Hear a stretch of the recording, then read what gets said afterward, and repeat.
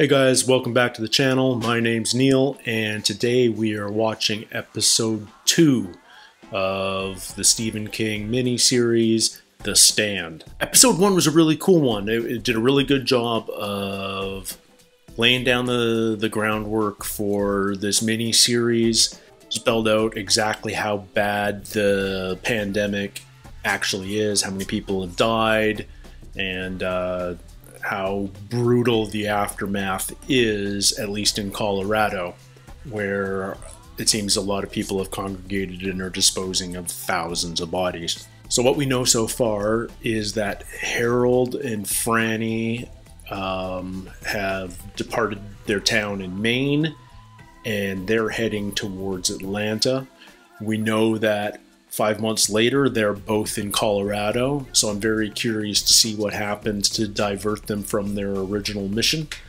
Maybe they get as far as Atlanta and the CDC is no longer there, and there's reason to move on. We know that Franny has received the dreams from Mother Abigail saying come to Colorado, so maybe they don't even get as far as Atlanta. Maybe they end up going straight to Colorado to follow Franny's dreams. We know that Stu Redman has gotten out of that secure military facility in Texas. He had a similar dream to Franny's, but there was the cornfield, but there was no Mother Abigail. There was a mysterious wolf with red eyes instead. So I have a theory about that, which I'll get to in a minute, because easily the most interesting character to me so far is Harold. They didn't have this term back in, I believe, the 80s when Stephen King wrote this, but he's basically an incel. He's an involuntary celibate. He's an angry young man who is frustrated by his lack of success with women. He's obsessing over his former babysitter. At some level, he's sympathetic, but on another level, he's creepy to the point of scary. And it's a shame, because I had an awkward teenage as well. Like, it's difficult because being an introverted, nerdy teenage boy is not a pleasant place to be, and it can push a lot of guys to the breaking point. Most guys seem to be able to handle that and push through and come out on the other side as healthy adult males, but not every guy does, and I'm worrying that Harold is not making that transition well, and that's kind of confirmed especially by that very Unabomber-y kind of feeling manifesto of sorts that he's typing up at the end, saying that if he stays in Colorado, he will only ever be sad Harold Lauder, and something's calling him to the west. And that's when we see him have this dream where he meets the wolf, but he also meets some mysterious guy who I also think, this wasn't revealed for sure, but there's a mysterious man in his dream, kind of a counterpoint to Mother Abigail. And then we flash back to the soldier escaping the bioweapons facility in California. He was patient zero, for lack of a better term. And it feels like that soldier was permitted to escape. Somebody held open that lockdown door so that he could run and get his family and drive away. But beyond that, he drove past a hitchhiker who then appeared in his rearview mirror. And I wonder whether that hitchhiker with the evil smile is also the same guy that somehow appeared in Harold's dream. We sort of set up the immediate post-pandemic story. I really hope we get to see more of the travel that it takes these characters to end up in Colorado, but we also were carrying on the story in Boulder, Colorado, of these characters disposing of the dead. Franny is hooked up with Stu. They seem to be a happy couple. She's pregnant. They're going to have a baby. Like, it's almost a normal, civilized world in Colorado. So I want to see what happened between A and B. We saw A, we've seen B, and there's 5 months in between, which I hope is where a bunch of the story takes place. But there's only one way to find out.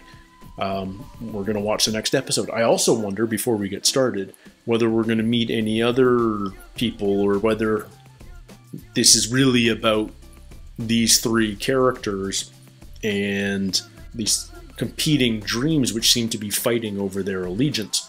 So yeah, without further ado, let's watch episode 2 of The Stand.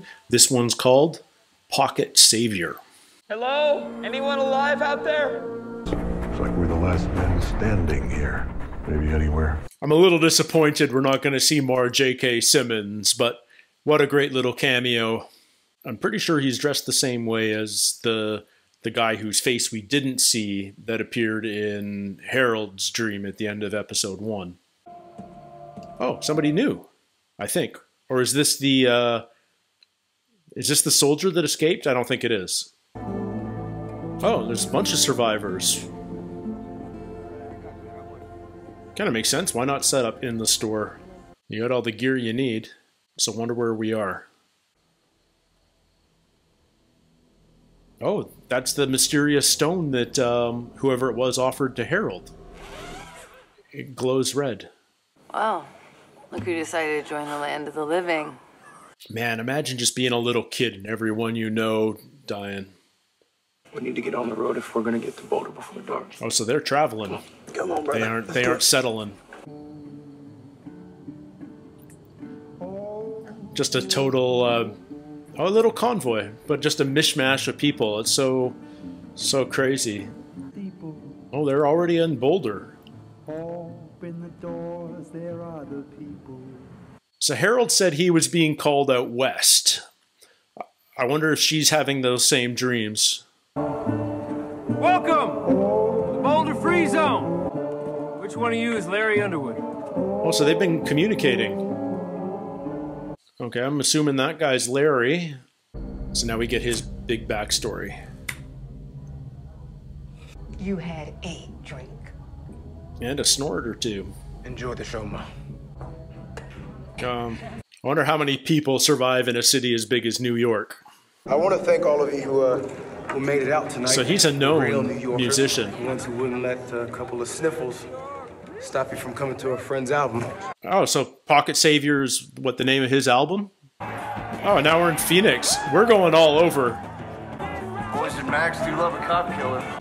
Lloyd Enrid. I was framed. Y'all hold still! Nobody gets hurt! Man, we're just going all over the calendar here, aren't we? You okay? Oh my God. Horrible. I'm not gonna do it. No, Man. no, pokerize him right now. I'm gonna What? pokerize the both of you. Man. Okay. 2 minutes ago, these guys thought Natural Born Killers was so freaking cool. Whoa. That's not good. This is like Tarantino-esque. Stand down. Go shoot. Down. I surrender. How do you know who I am? How do you think? Mother Abigail? Shit. So everyone's having that dream? Crazy saying her name out loud. Before everyone started arriving, she made a list of 5 names. People she wanted running the place. It was you and 4 others. You one of the others? That's right. But he's here though, right? Harold, he made it? Yep, he made it. He's here. Yeah, I ought to see him. And what about that girl he was with? Frances Goldsmith. Franny. That's right. Yeah, she's here too. So crazy how they all know about each Get her other. here. You are having the dreams, right? No, I'm supposed she to ask. isn't. Yeah, I'm having them. Is she gonna What end up about you, like Joe? being a mole? When I found him, he's come a long way. I hope we get all those backstories. What's all the honking? Oh, we're back. Oh, so this is like people getting out of town. Is this the panic setting in New York? I imagine he'll be going through the same thing Charlie on Lost was going through eventually. Sooner or later, your stash runs out. Larry Underwood. Speaking. This is Belle Bellevue Hospital calling about Alice Underwood. Oh no, Mom. Man, it moves fast. Holy jeez. I'm surprised they're letting the public in when it's that messed up and infected. Wow. I mean, this feels so much like the early days in New York during COVID, where everything was just insane. She doesn't have time at all. Like, we see, crazy how quickly this is progressing. She had a sniffle last night. When I see prosthetics like this, my first thought is always, I wonder how long a build that is every morning. You know, how early did the actor have to come in? Did the special effects makeup people have to come in to build these neck prosthetics? So far, I'm really impressed with the special effects makeup on this show. She'll be dead by the morning. So, did Larry steal a song from his buddy? Is buddy dead already? Is he gonna have a car and a gun at least? So is this his dealer? Is that all coke? Oh, maybe he's not going to be running out of his stash anytime soon. So Larry's not exactly a great human at the start of this. Not evil, just imperfect. All these people waiting to see Mother Abigail? Some of them. Good to see you. Some of them already seen her and just want to stay close. She's out on her porch for 2 hours every day, greeting new arrivals. Man, she's like a prophet. You know, it's like people going to Dharamsala to see the Dalai Lama. Seems like you got a lot of responsibility here. Yeah, we all do. Yeah, you're rebuilding civilization. Larry Underwood, Nick Andros. Is he one of the 5? Are they both? Larry Underwood, you better come in here and sing me a song. I always thought Whoopi Goldberg should be in more stuff. She's got such a good handle on that wise old woman kind of thing.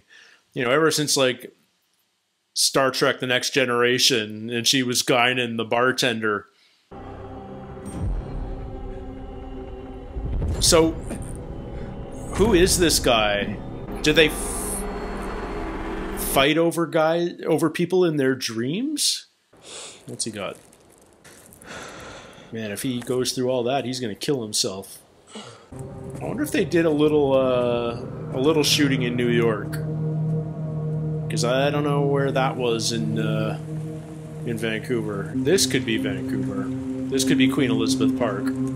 I ran into this morning, told me he was headed to the Yankee Stadium to masturbate on the home plate. That's an awful walk. Did you tell him to go someplace closer? New Yorkers. Now we're meeting a lot of new people this episode. Wish my mom could have seen it.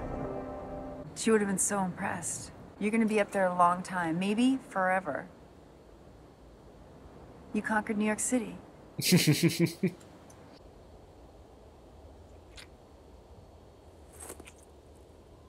That happened quickly.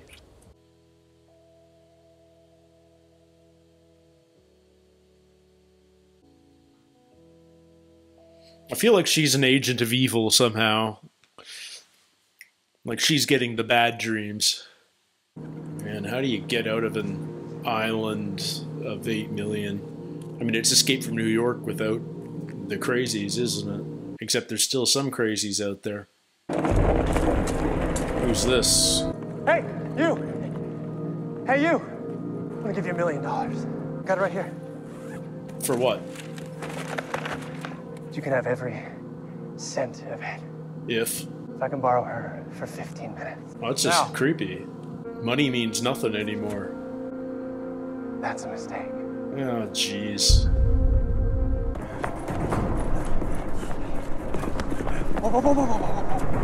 These are some crazy street lockups in downtown Vancouver. That's what I think of when I see stuff like this, is like the logistics of securing locations this big.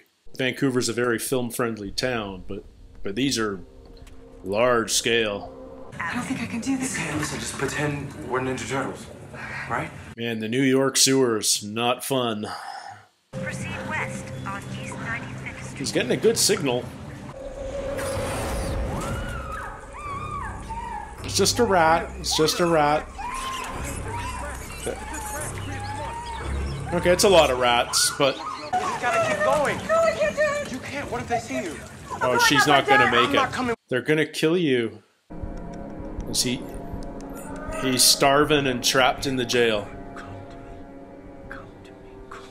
How's he gonna get out before he starves to death? I thought his roommate was gonna be able to break him out, but I guess he died before that was an option. Calling it roommate's a bit... makes it sound like it's a college dorm. I know, he's a cellmate. Oh, but now he's thinking about eating the guy. Oh. Cannibalism. And... Oh, don't do it, man. That's some nasty illness in that meat. So we didn't even see his conversation with Whoopi. With Mother Abigail. Kid reminds me of Coco, the Pixar movie. Little kid loving his guitar. Oh, it's just getting deeper and deeper. Gross.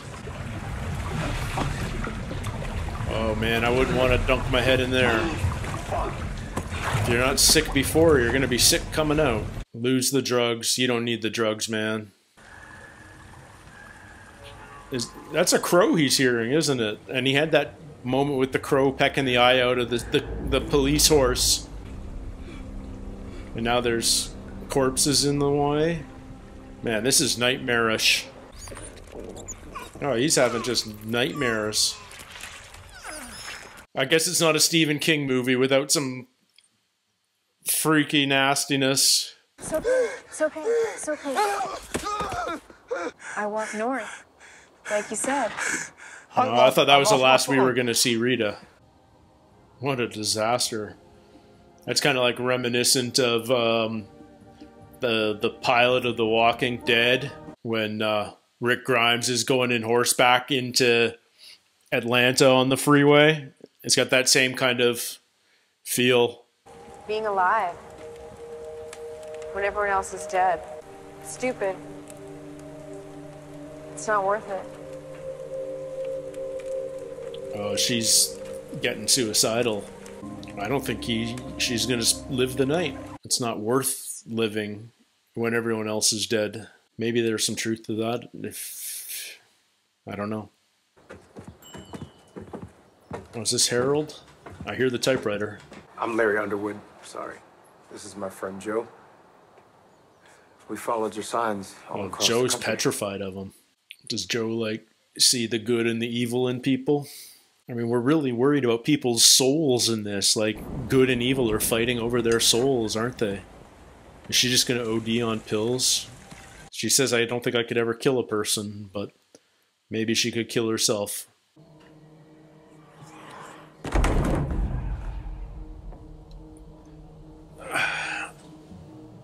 It's a little confusing because it's not always immediately obvious where and when we are. Are we 5 months ago? Are we in Boulder now? Okay, this is the guy we've been seeing all over the place. Okay, scorpion belt buckle and happy face badge and do we get it? Whoa! Oh, he caught the rat. He ate rat. Did he eat the leg?